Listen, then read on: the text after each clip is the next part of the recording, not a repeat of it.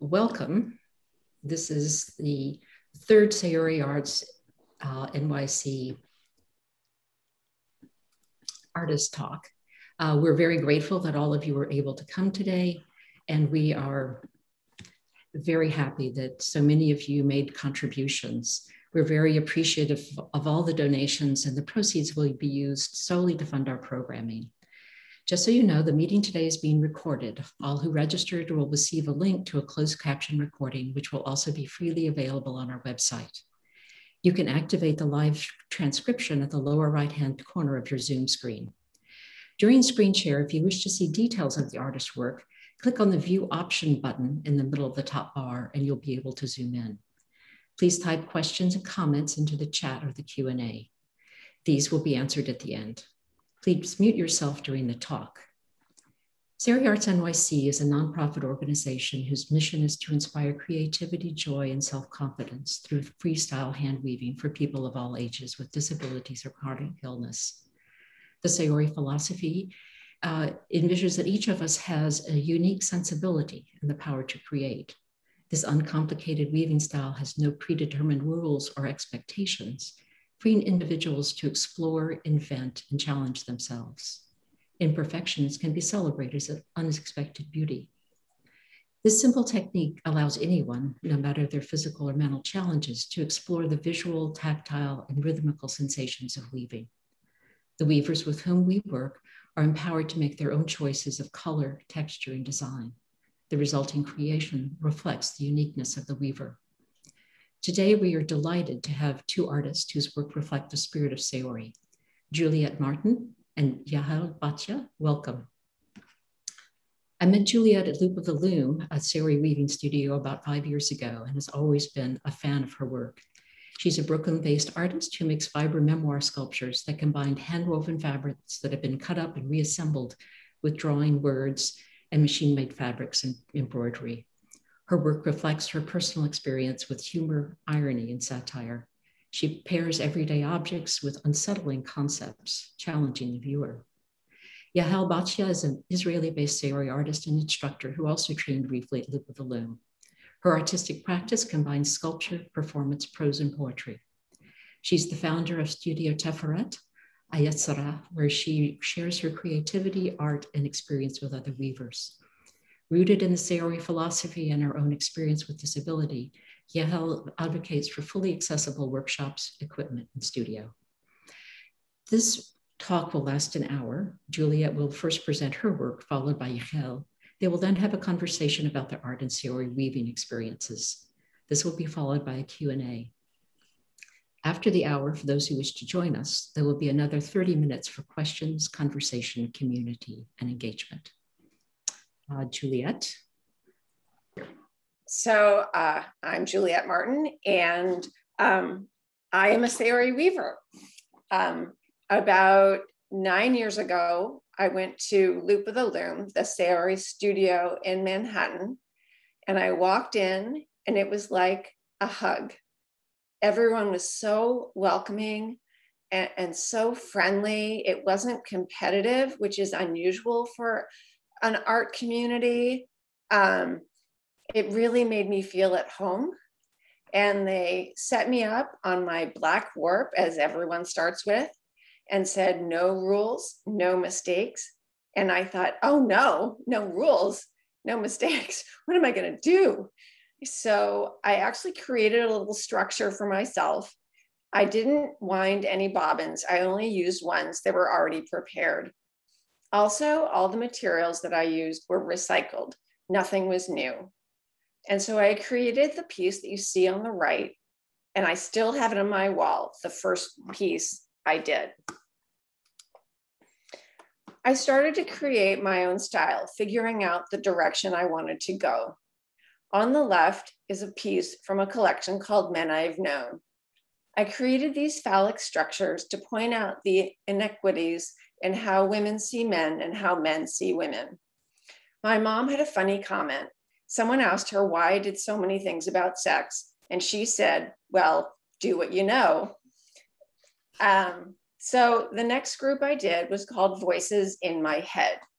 I took all the color out of the piece. with the intention of highlighting the texture and the silhouette. The next group I did was called I Would Wear That. When I was in the studio, people would come over and say, "Oh, is that a scarf?" And I'd say, "No, it's a sculpture." And they'd say, "Well, it could be a scarf." And I'd say, no, it's a sculpture. And so eventually I named the collection I Would Wear That. I cut out pieces of cardboard, stretched metallic fabric over them, and then overlaid Saori weavings with holes inside them. The next group I did was called My Eyes Are Down Here. Again, addressing issues of gender inequality, I created this time female forms that had eyes on their bodies, on their breasts. I also hung them on coat racks, on coat hangers, with the idea that they were costumes that can be put on and taken off. From there, I started including drawing into my sculptures. This was new for me and very exciting. On the lower right, you can see a little self-portrait. I get car sick really easily. So this is me puking as I drive along. So one day I went to the studio right before starting this collection, set up my work. You can see my little orange highlights. That's something that I always like to do. And I chose my colors and I started weaving. I didn't know what I was going to do. I didn't know where I was going. And I started to create these bulbous forms, which cascaded down the tapestry, undulating in and out, creating a sense of motion. What's really important for me to point out right now is with all of my Saori weavings, my emotions come out. It is very hard to create a Saori weaving that doesn't have to do with feeling or outpour.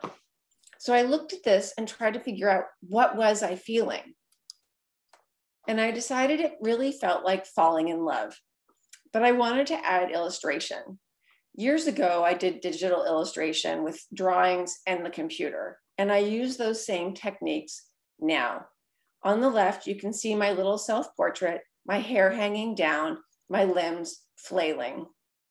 In the center, you can see little circles. I use these for the background.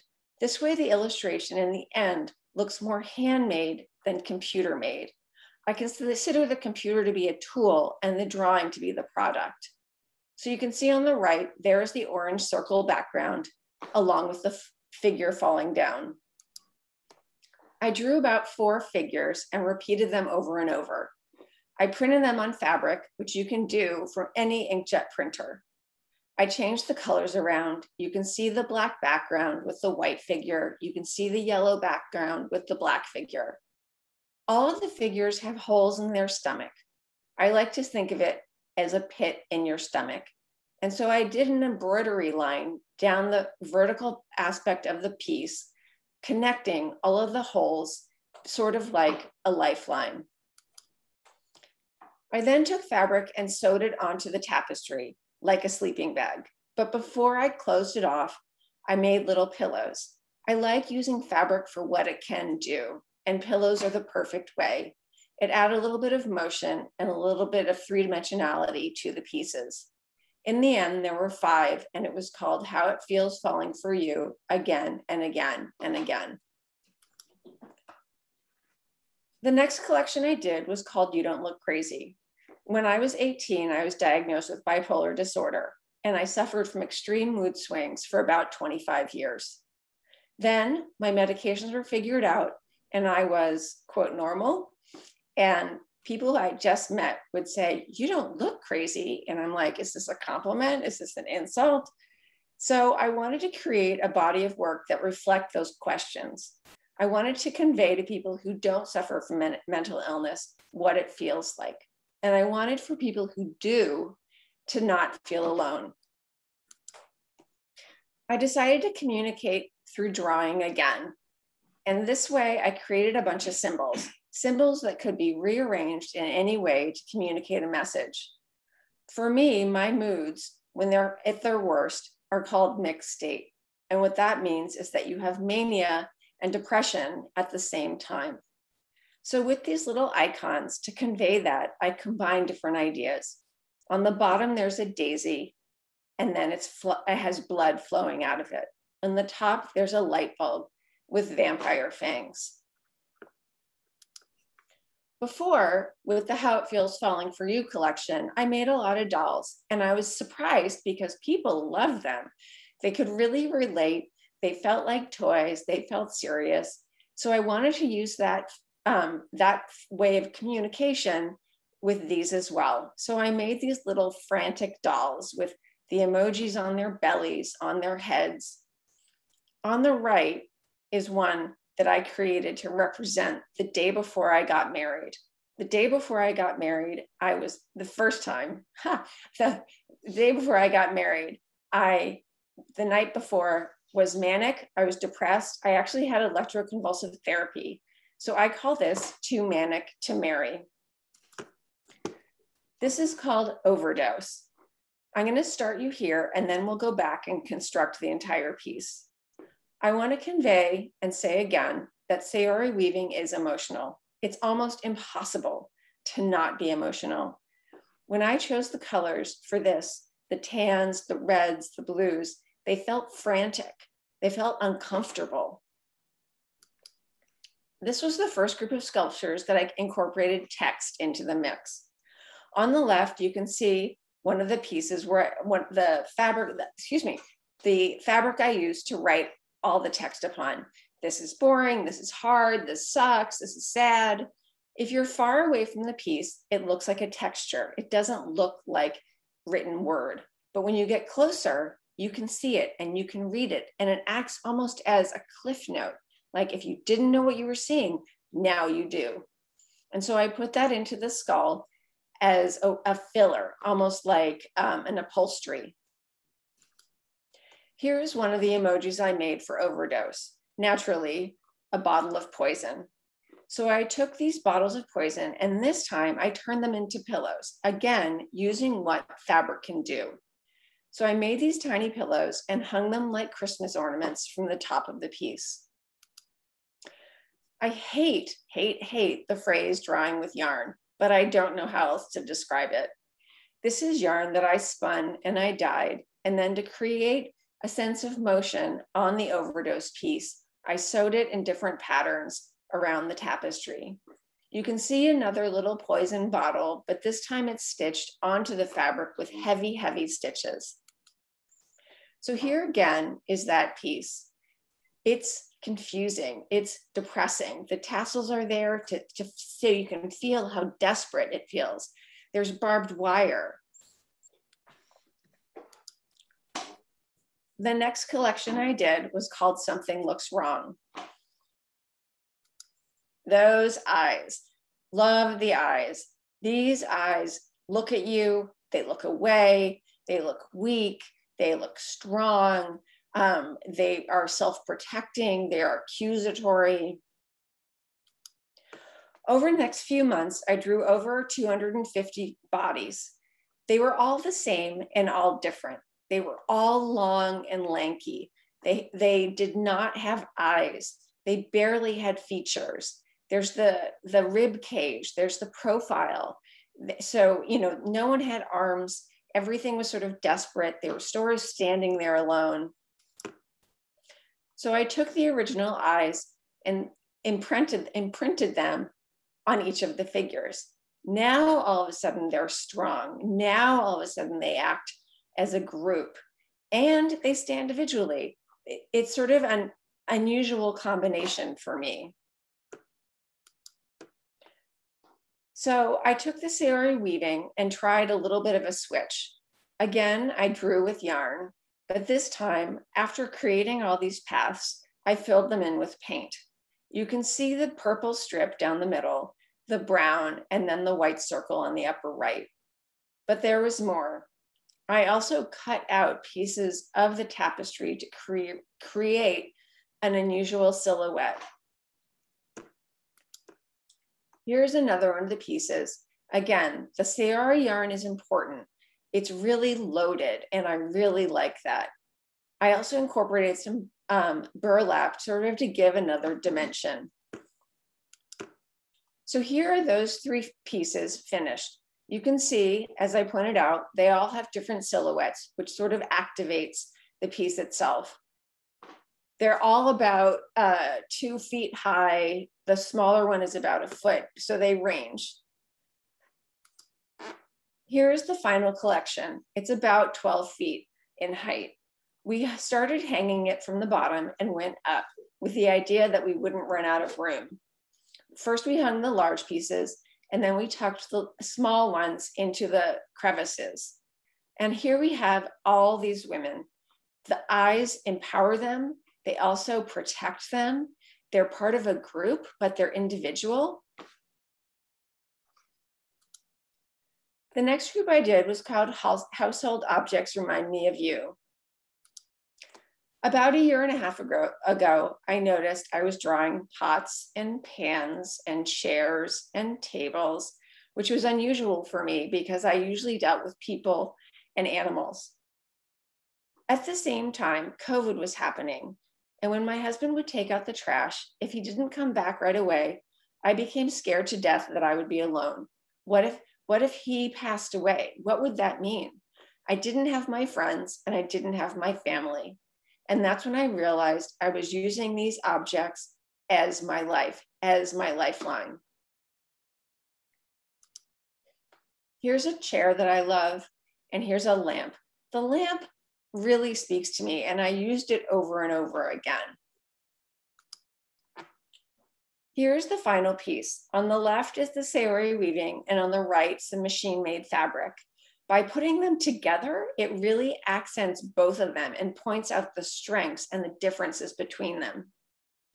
In this chair, I also used text, but this time I actually created a narrative.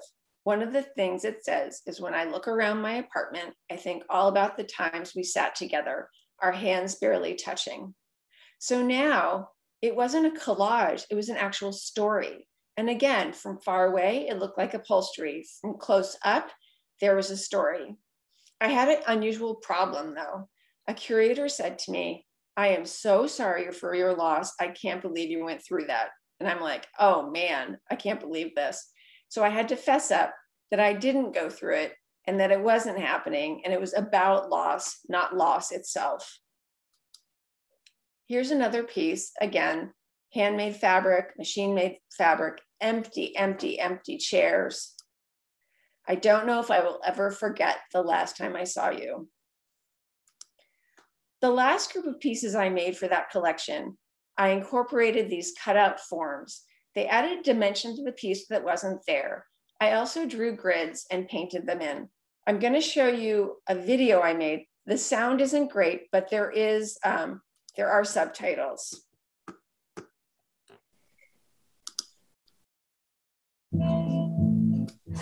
Hi, I'm a Libra. Here I am setting up the work. I look bored. That's because setting up the work, it's the worst. Choosing yarn is the best. Everyone loves choosing yarn. I'm the fastest weaver in the entire world.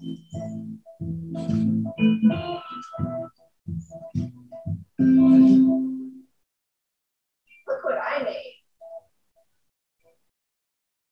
I'm making safety pins out of cardboard. I draw them, I cut them, I tape them, I paint them, I paint them, I draw, and then I have safety pins. Look at me sew. Look at my artist assistant. We work really well together.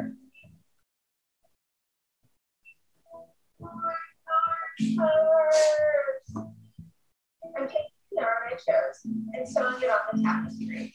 I'm using the yarn to create an irregular grid.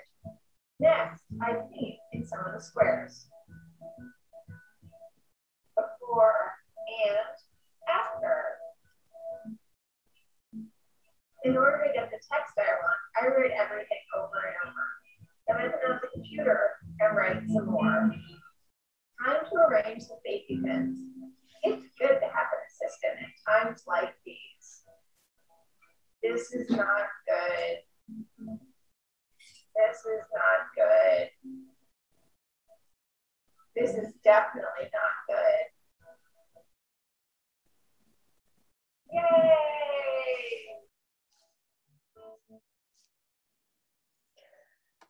So now I'm on to my newest collection. I'm just going to give you a small taste. It's called You Make Me Uncomfortable, and it has to do with the fact that I so often feel uncomfortable in my own skin.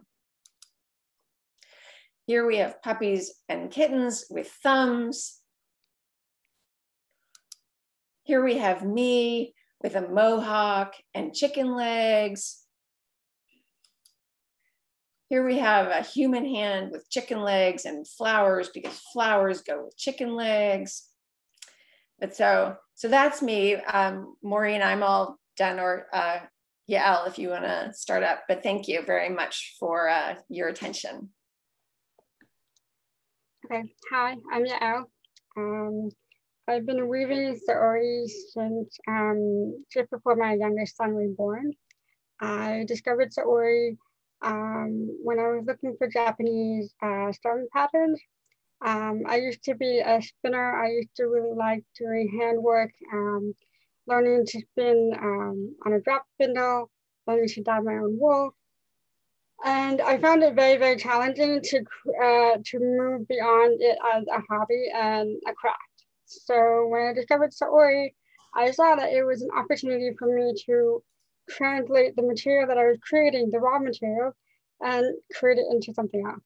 So the first picture you see here on the slide is the very, very first piece I made with every single piece of hand-woven, hand-spun yarn that I made. I actually wove this with a pre-wound warp that I had ordered, but I did not use a saori loom. I tried to, in my enthusiasm, to squeeze 350 threads onto a very small table loom. It was met with a lot of frustration, and you will see actually in the centerpiece and on the left side, you'll see how tightly you squeeze the salvage edges are. So this was my ambitious beginning of saori weaving. The other motivation for my journey in saori is just between the time when I had just started that first piece and the birth of my son, my best friend, Sharon Esther, passed away from cancer. I didn't have a chance to say goodbye to her. She was living in Canada at the time, and her state of health had deteriorated very, very quickly.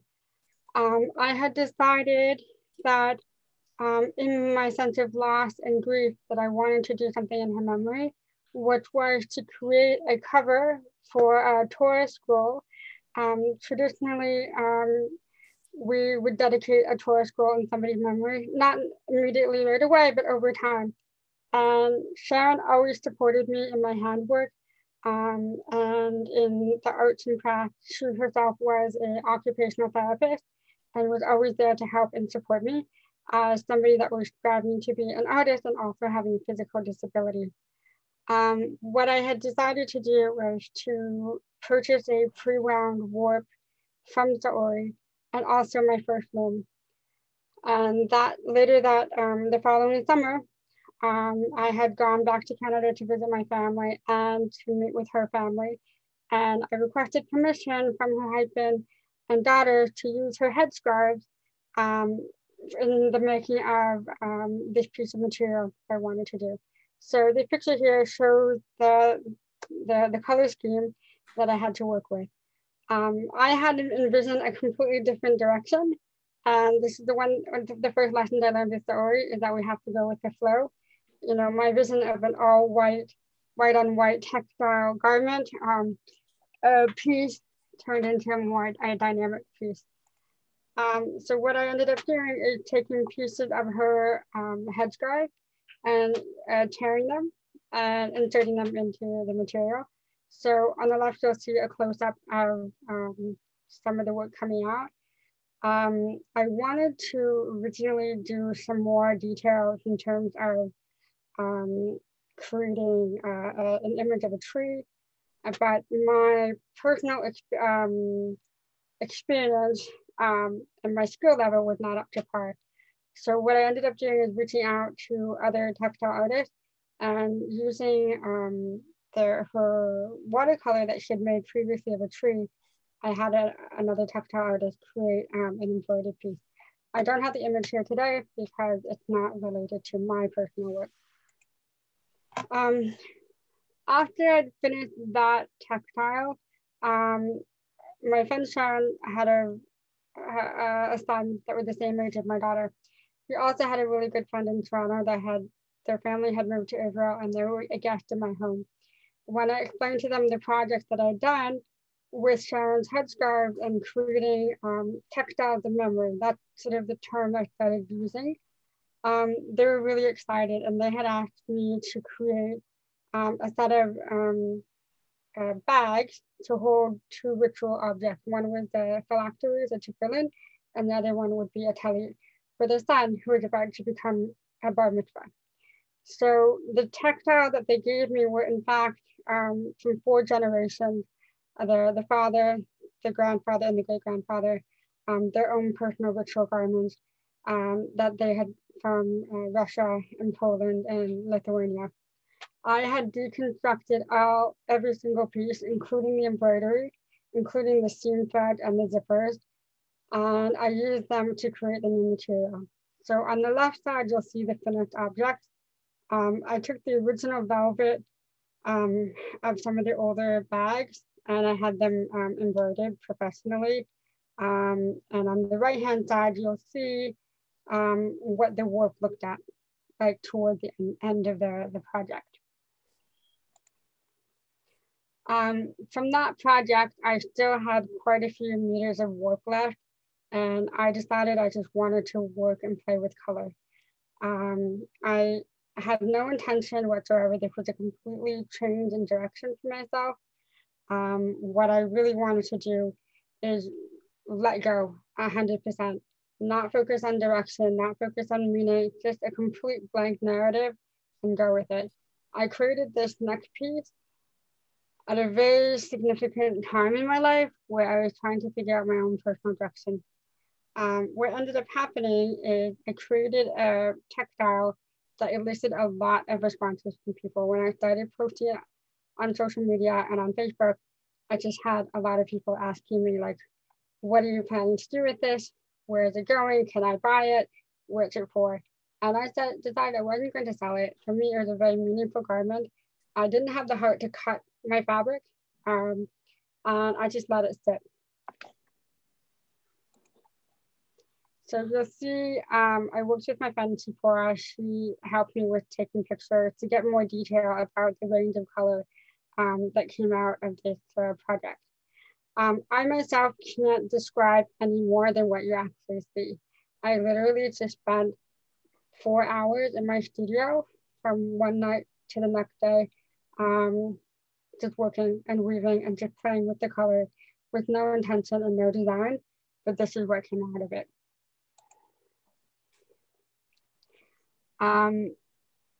The next phase that I went through is the idea of working with the colors of royalty. I am a religious Jew living in Israel, and one aspect of living here is reading their weekly portion of the Torah. And in one particular portion, it's called Truma. And it describes in it the clothing of the high priest and the color that I used. So I delved into that a lot, and a lot of the colors that were described in the text, I sought out, and I either dyed it myself, I ordered it, and I used it in creating warps in this color scheme. So you'll see that the colors range from Bordeaux, indigo, navy, dark purple, deep purple, and there's also elements of gold and silk or white colors. This particular fabric itself created, again, a lot of feedback for me. I'm not very, very active on social media. I don't have Instagram, just use Facebook. But out of this project came 2 families that immediately responded to the material that I created. And one woman in particular decided that she wanted to gift this to her husband, again, asking me to create 2 bags to hold the ritual objects that her husband uses on a daily basis, one for his tefillin and one for his talit. I had met with them for the first time, and I introduced their daughters to hand spinning. Sorry, the daughter and the son. And so you'll see on the right-hand side with the hand spindle, you'll see the small bits of thread that the kids did manage to spin, and we did it together as a project. And I subsequently wove it into their father's cloth that was eventually sewn into a set of talit and tefillin bags for him. With the drastic responses that I received from the earlier large textile, and everyone was asking me if they could buy it, if they could have it, what am I going to do with it? I decided that I was going to recreate it, but instead of using the same warp colors, I was going to do the opposite. I was going to take an ombre color scheme, ranging again from Bordeaux to purple to blue, and recreate a warp and create a series of textiles reflecting their colors.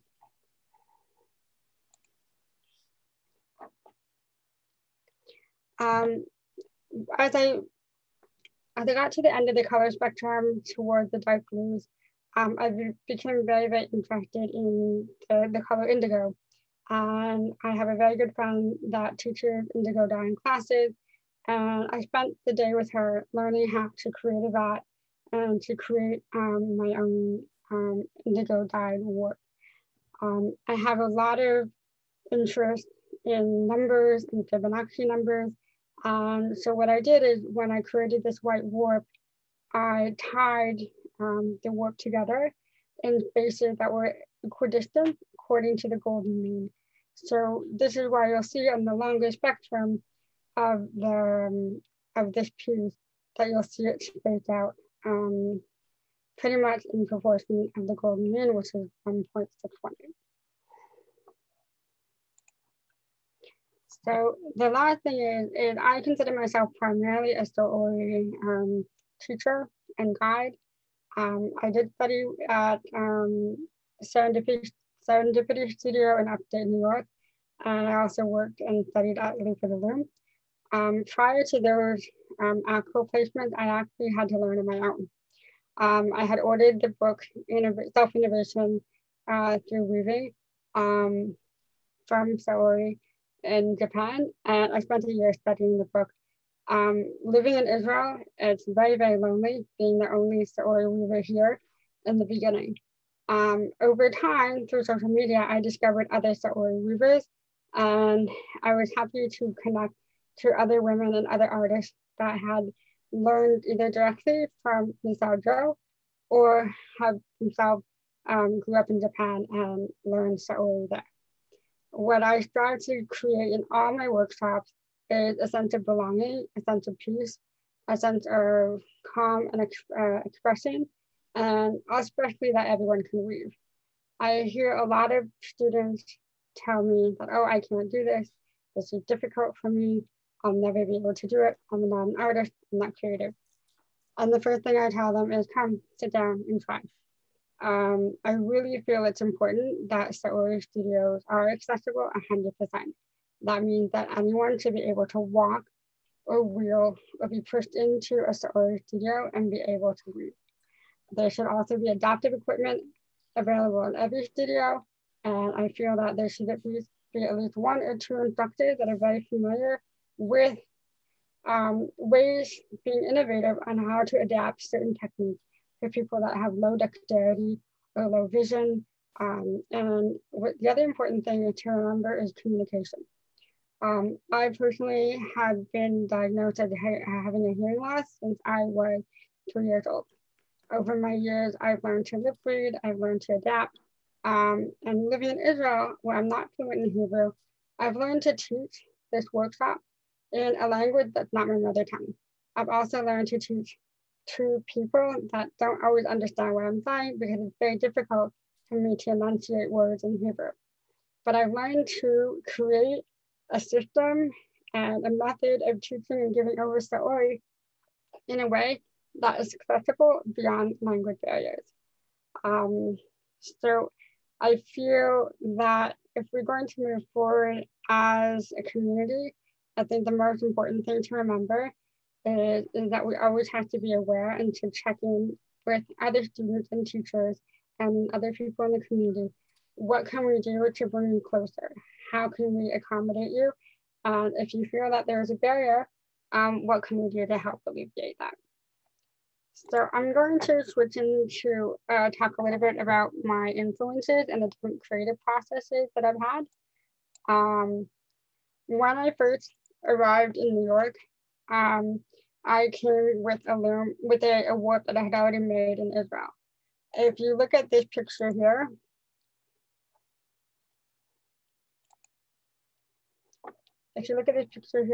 on the right-hand side, you'll see exactly what the warp was intended to be, which is supposed to be a simple brown alpaca shawl with silk and organic merino. Now, through the wonderful teacher at Loop of the Loom, I was encouraged to be more expressive and to break outside of my very narrow way of thinking. Even though I had learned to express myself the Saori way, there was still so much more to do. So the second piece, also from the same warp, you see how I started to let go a little bit more.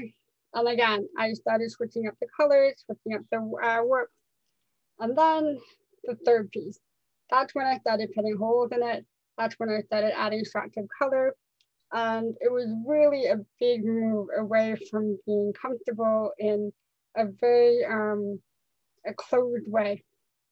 The final piece, you'll see in here. So you'll see how I really strive to just go all out. I created holes, I wrapped the warp thread together, I mixed up the colors, and I really did a lot of contrasting. And then the final piece, again, I threw caution to the wind out the door, and I just started grabbing colors off the yarn wall. And again, just going with the flow and really switching things up. And you'll see, again, I explored with using texture and shadow weaving, adding more geometric designs, adding a lot more texture, bringing out the ribbons and making more loops, making more holes, floating weft, a lot of spacing, alternating my, the beat and how tight that I was weaving and how loose I was weaving. And again, it's just this whole progression of me finally letting go and finally getting out of a very narrow box that I had created for myself, even though I hadn't done it intentionally. The final project that I was asked to do in New York was to create my own work. And this is the day that I started making this, was also the first day I got to meet Juliet. Juliet was working on a very dynamic piece, and I really admired her from a distance, and I was very shy and hesitant, but I was happy to, to introduce myself and say hi and get very like fangirl. So with this piece, it was really about love and loss.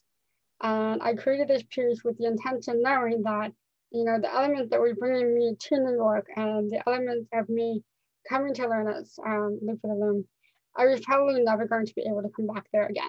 So this was a sort of, in a way, it was like a eulogy for, an experience that I had and was having at that time in New York, and that was going to be ending very soon. I created a lot of texture in this piece. I really worked with different threads and different textures and spacing. I also, again, I really spent a lot of time when I do work. I like to take progress photography, and oftentimes I change it up so that I'm taking pictures in black and white, just to capture that emotion that I'm feeling in the moment. Other elements of this piece required me to apply up to 4 colors together. As I had mentioned before, I have a lot of connection to the biblical description of the clothing of the high priest and the descriptions of how the threads and the materials were made. So I try to reproduce that in my work as well. Again, combining the colors and the texture together to reflect some of that sense of holiness that I felt really connected to. I really focused a lot on texture and creating loops and creating 3D in my work. The other thing is I predominantly use a lot of black, but the thing is a lot of the threads that we use in this piece are very reflective. You'll see that they're over here in the red, there are bits of sequins that are popping out from the warp threads that I chose.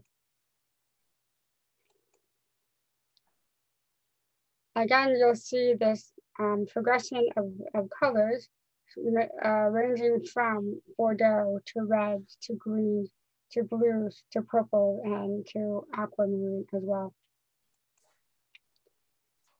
As I got toward the end, I really wanted to add a sort of like a finale, which was, you know, the hanging threads and the blue ribbons that really reflected sort of that finality of that I'm now at the end of one ocean, that I'm here in New York on the East Coast, and soon I'll be heading back to the Middle East and to the Mediterranean. And this too was sort of like the final piece, the final step. And again, I've left it predominantly unfinished with no twisting of the fringes, leaving sort of everything unspoken, sort of on a lot of loose ends, basically. And again, you'll see the piece as a whole, as it was intended to be displayed,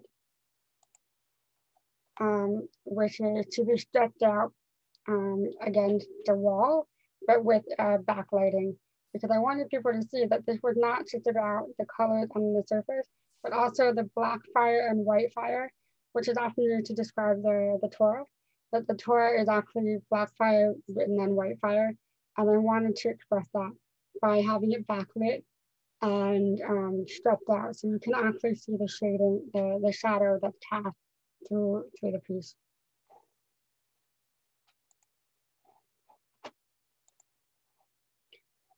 Maureen, do you have a time for one more, or are we done? I think it might be nice for you and Juliet to have your conversation now. Okay, that's great. So I have to say, Jill, I remember meeting you too. I was there and you were there, and I'm like, who is this woman with this positive energy? She is so great. And I think we had a joke about lingerie or something. Exactly. We had this joke that you were working on a piece and it was like bright pink, and you said it's about death, and I'm like, oh, okay. And I had this like dark black piece, and you asked me like, what joy is it about? And I'm like, about love. It was almost like we were doing like opposites. It was so funny. And we also ran into each other. Well, we became fast friends. And then we had another coincidence, was I did an artist in residency at Mass MoCA. And there was a woman there who was just learning weaving. And I said to her, when you come back to New York, I'm going to teach you Saori weaving. And then like, I didn't hear from her for 2 years until she was working with Jal in Israel. And so yeah, I wanted to ask you if you could talk about teaching mistakes and the difference between intentional mistakes and mistakes. Okay, so the first thing I tell people when they walk into my studio and they sit down, and I present it to them as there's two ways of doing this. The idea is that I want to reassure you there's no such thing as mistakes. You don't have to worry about perfection. You don't have to worry about things being, you know, done a certain way. But there's other types of mistakes that impede the function of our weaving. So, for example, if the warp is not put on properly, it impedes the function of the shaft going up and down. So I talk about the technical mistakes, which oftentimes when it impedes us, and then I talk about the emotional mistakes, and I talk about the technique. And really, the hardest people to teach are traditional weavers, the ones that come with experience, because they kept saying, oh no, it has to be like this. I'm like, no, it's okay. The easier people to teach are the ones, kids, that have never done this before. And also families where they're looking to do something like a bonding experience. What I really, really enjoy doing is just telling people, okay, just pick a color and go with it. I find a lot of people get obsessed with, how many colors? I'm like, no, just pick one. And I just get people going, sit down. Oftentimes I say like, it's fine. They'll ask me, oh, is this okay? What happened here? And I just tell them, switch your feet and move forward and try again. And I think in the course of the two and a half hours that they are with me, I think I've ingrained in them this philosophy for life, that when we are meeting up with an obstacle or some kind of impediment, I just tell people, switch your feet, switch directions, just do something different and move forward and try again, because that's all you can do. I have a friend who has a studio, and she has said the same thing about traditional weavers, not to badmouth them, but they have a hard time moving over to the no mistakes. So I wanted to ask you a question. What was the worst advice and best advice you've gotten in art or life?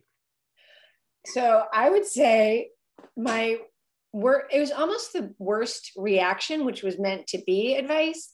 I was doing ceramics in Singapore, and I was being mentored by one of the top Southeast Asian ceramicists. And he had me do, 100 mugs exactly the same. It was very Karate Kid. And he was so strict. And I made my mugs, and then he's like, all right, now you can decorate it. And I brought over my decorated mug, and he said, this is not art. You are not an artist. Go back. And that was like the worst advice I've ever gotten. It totally destroyed me. And then in the end, the only positive thing he ever said to me was like, you have potential. And I was like, I have potential. So that was really rough. And actually that's sort of like why I like the Saori weaving so much, is like, you're not making 100 weavings that are exactly the same. Right. How about you? Okay, so I think the worst advice that was ever told me was I should go to university, when I very much wanted to be in a college-specific program, a very technical program. The professor of that program told me, what are you doing here? Your marks are so high, you should go to university. University is not for me. But I needed a shorter time, like a shorter focused educational directive, but that's in the past. And in terms of art, some of the worst advice I was given was, oh, you should sell this, which sort of reminds me of the piece that you did, like, oh, I would wear that.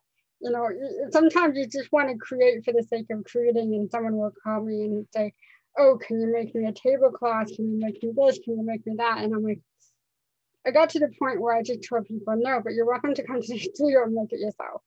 And then they actually would understand what is involved in making something like this. I feel like some of the best advice was almost the no advice, motivation. When I met Yukako, for those of you who don't know, she's the one who runs the Saori's studio in Manhattan, and she was the one who trained me.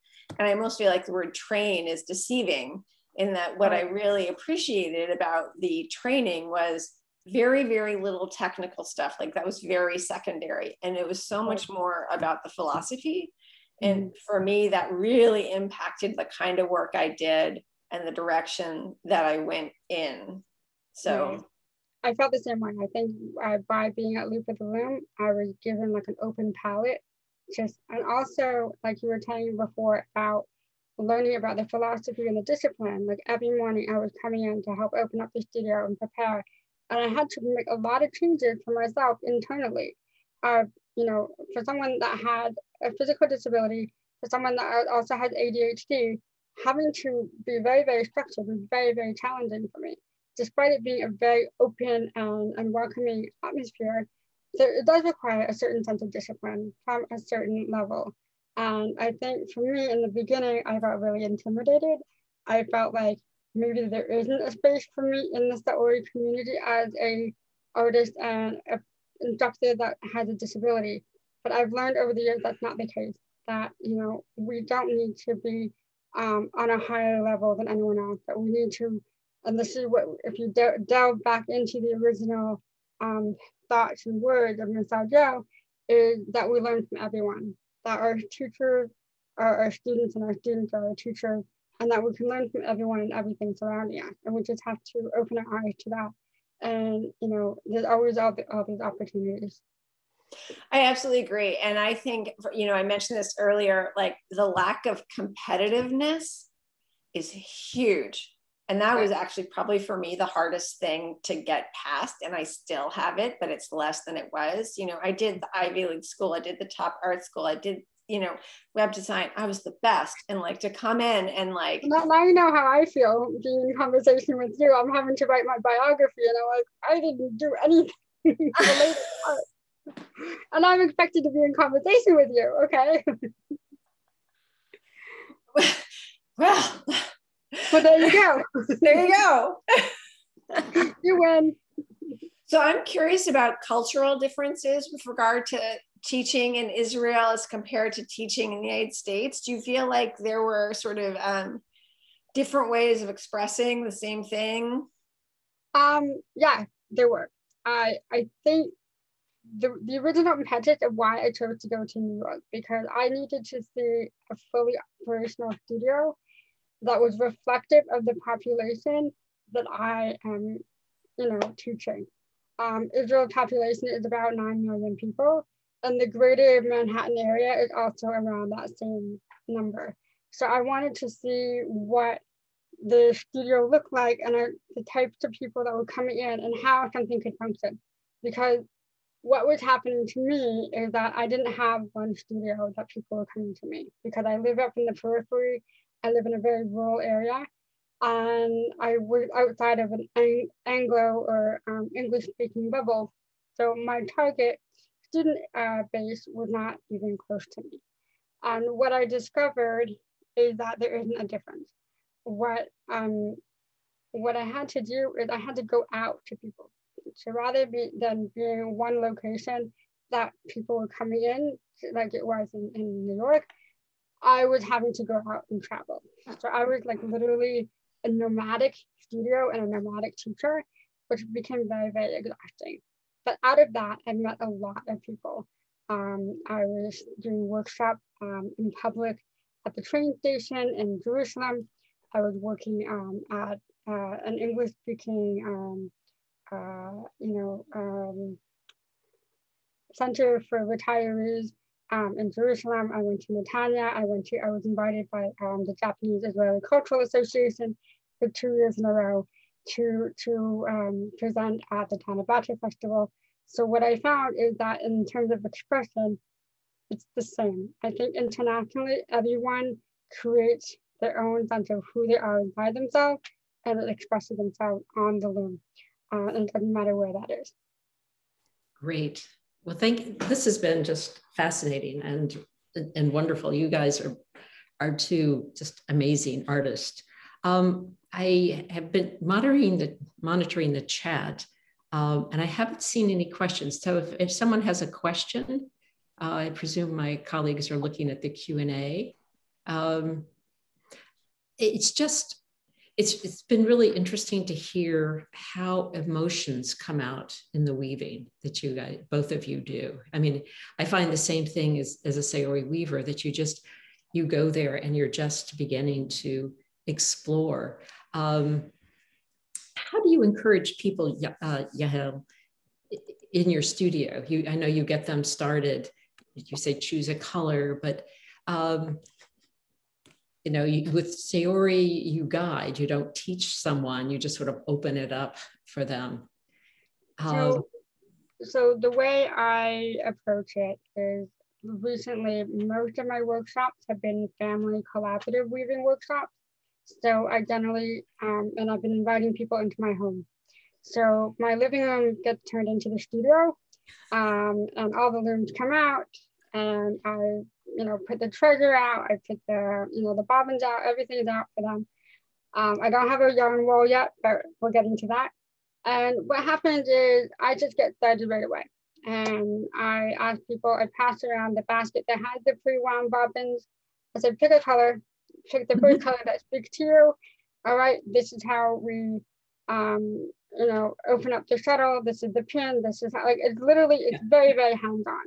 And I do very minimal talking. It's very one word explanation, especially when I'm switching between languages. Oftentimes I become very stuttery because I forget the words I'm trying to say. But because I'm doing things physically and people can see what I'm doing, I rely more on body language than actual words. Okay. And then I just have people sit and go, and they go for it. Okay. We do have a couple of questions. One of us, someone has asked if you can do Saori weaving and not on a conventional Saori loom. But that's the question. That's the question. Which side of the argument do you want to take, Yael? You can take it. I have heard both things. I have heard people say Saori weaving is on a Saori loom. I've heard people say Saori is a philosophy, but then of course the question comes, if it's a philosophy, does that mean when I write something on my typewriter, but I'm practicing the Saori philosophy, does that make it Saori? Right. Yes, so, I mean, so it's interesting because it's the one thing that we've struggled with this last year of the pandemic, because obviously we can't use our Saori looms. Right. So we've been using paper plates and pieces of cardboard and teaching people to weave on those, but with a Saori style, no rules. These are some guidelines, but you do what you want to do. Somebody has asked Juliet, what kind of paints do you use on your fabric? I use jacquard fabric paints. You can get them from Dharma Trading, and they are different than acrylics in that acrylics, I do use them sometimes. Acrylics sit on top, and fiber paint soaks into, it's not a dye, but it soaks into, and they're translucent. Like if you want something so you can't see what's below it, you'd use acrylics. Okay. Someone wants to know any advice over getting over the fear of warping. Making it. Yes, I get that. Okay. So yeah. The reason why I was a spinner for so many years is because the idea of warping a loom was so intimidating, especially in the traditional sense, having to deal with all the patterns, everything was just so beyond me. One thing that so-called sold me on Saori was the fact that they had pre-wound warps available. That doesn't get you around the actual threading process, which I learned is also very tedious. But the best teacher I had to overcome that was my friend Karen Pardee at Serendipity Studio. And what she did is she just took me through it step by step. And we started with a small, narrow warp to learn to enjoy the process. Because Saori is also the process. It's not just like, great, we can sit down and sit at the black warp and that's it. It's the process. One part I really like doing is making warps. And I've had the privilege of participating in warp exchanges with other members of the wider global Saori community. I believe one of the women that I gave a warp to, she's on this video now. And just recently we reconnected, and she showed me the fabrics that she made. So, and also Denise, the artist that Juliet had met in New York and introduced to me, she also asked me to create her warps as well, because for some people it's a little bit overwhelming. And when you don't have the spoons as an artist, you're limited in your spoons in terms of the amount of energy you have to create. And it's always great that I feel like I can alleviate that burden for somebody else and to help them explore and create by creating warps for them.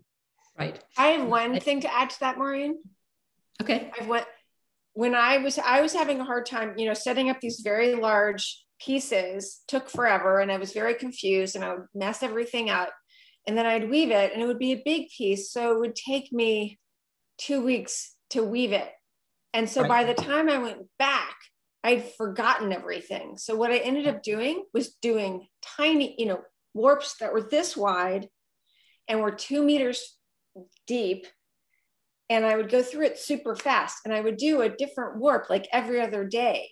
Not that they weren't without mistakes, but by doing something small and repeating it, it's much less daunting than setting up a 60-meter warp. It's now past the hour. So I just want to say, for people who have to leave, thank you very much for joining us. We appreciate any donations. You can go to our website, www.saoriarts.org. Please follow us on Facebook and Instagram. And we will actually continue this conversation at this point, but I realize I have to respect people's time. So we really appreciate your all coming.